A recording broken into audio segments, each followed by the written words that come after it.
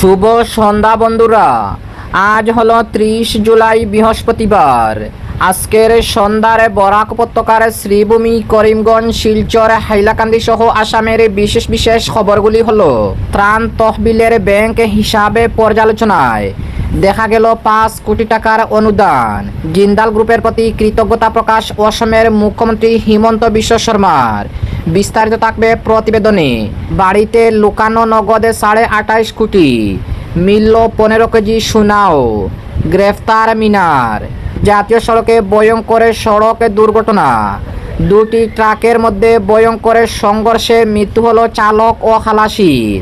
অসমের ভয়ঙ্কর বন্যা পরিস্থিতিতে মুখ্যমন্ত্রীর বন্যা ত্রাণ তহবিলে 1 মাসের বেতন প্রদান করলেন বিধায়ক জুবাইর এনাম। অবৈধ অস্ত্র ব্যবসার অভিযোগে মণিপুরে 2 নারী গ্রেফতার। উদ্ধার হ্যান্ড গ্রেনেড।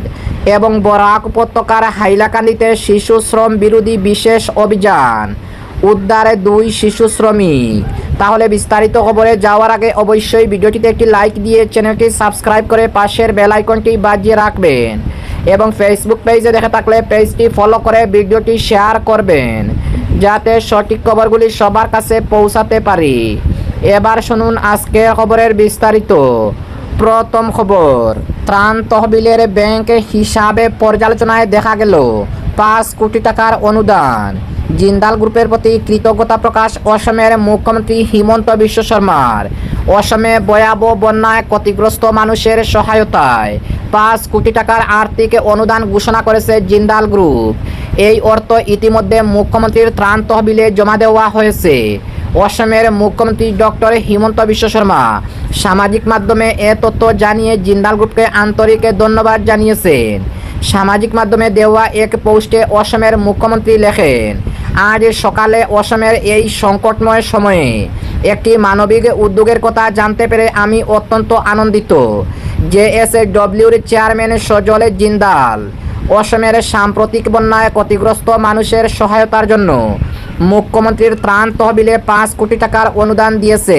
এই মহৎ উদ্যোগ সম্পর্কে আমাদের আগে থেকে কোনো তথ্য ছিল না।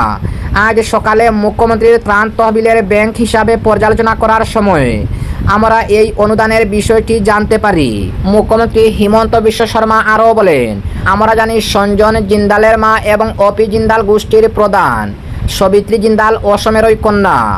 অসমের প্রয়োজনের সময় এমন সহায়তার জন্য রাজ্যের জনগণের পক্ষ থেকে সঞ্জন জিন্দালের প্রতি আন্তরিক কৃতজ্ঞতা জানাই।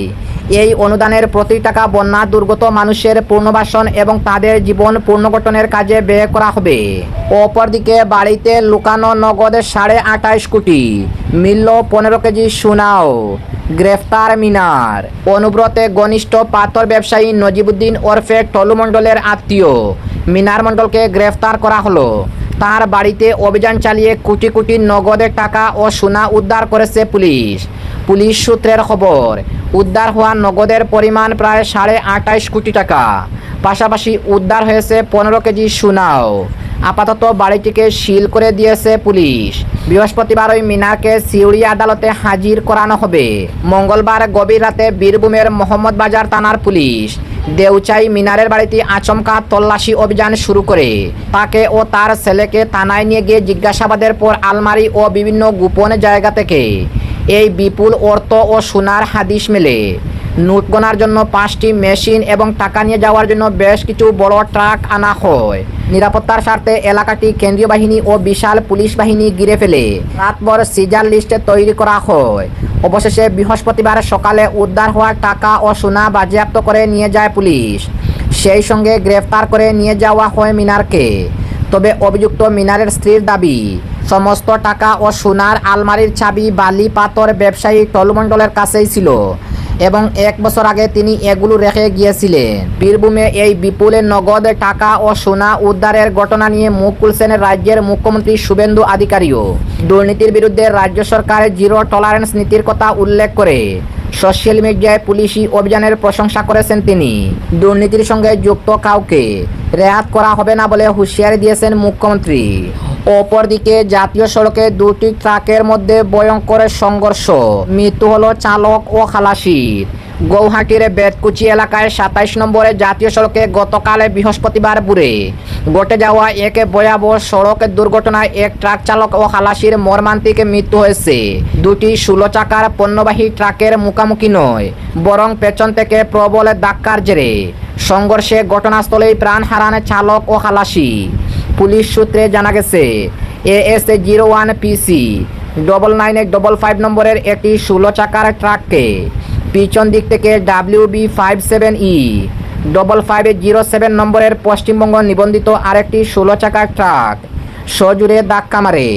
সংঘর্ষের তীব্রতায় পশ্চিমবঙ্গের ট্রাকটির সামনের অংশ দুমড়ে মুচড়ে যায় এবং চালক ও খালাসির ঘটনাস্থলেই মৃত্যু হয়। দুর্ঘটনার পর গৌহাটি খানাপাড়া অভিমুখী জাতীয় সড়কে দীর্ঘ যানজটের সৃষ্টি হয়।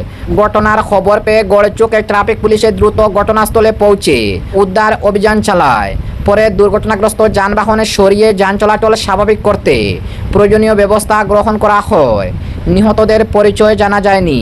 দুর্ঘটনার সঠিক কারণ হতে দেখতে পুলিশ তদন্ত শুরু করেছে। প্রাথমিকভাবে ধারণা করা হচ্ছে অতিরিক্ত গতি বা অসাবধানতাবশত এই দুর্ঘটনা ঘটতে পারে, তবে তদন্ত শেষ না হওয়া পর্যন্ত এ বিষয়ে নিশ্চিতভাবে কিছু জানায়নি পুলিশ। অপরদিকে অসমের ভয়ঙ্কর বন্যা পরিস্থিতিতে মুখ্যমন্ত্রীর ত্রাণ তহবিলে 1 মাসের বেতন প্রদান করলেন বিধায়ক জুবায়ের এনাম। উজান অসমের ভয়াবহ বন্যায় ক্ষতিগ্রস্ত মানুষের পাশে দাঁড়াতে মানবিক উদ্যোগ নিলেন আলগাপুরে কাটলিছড়া বিধানসভা কেন্দ্রের কংগ্রেস বিধায়ক জুবায়ের এনাম। বন্যা দুর্গতদের সহায়তার উদ্দেশ্যে তিনি নিজের 1 মাসের বেতন অসমের মুখ্যমন্ত্রী হিমন্ত বিশ্ব শর্মা ত্রাণ তহবিলে জমা দেন। রাজ্যের বিভিন্ন জেলায় চলমান বন্যায় বহু মানুষ ঘরবাড়ি হারিয়ে ত্রাণ শিবিরে আশ্রয় নিয়েছে।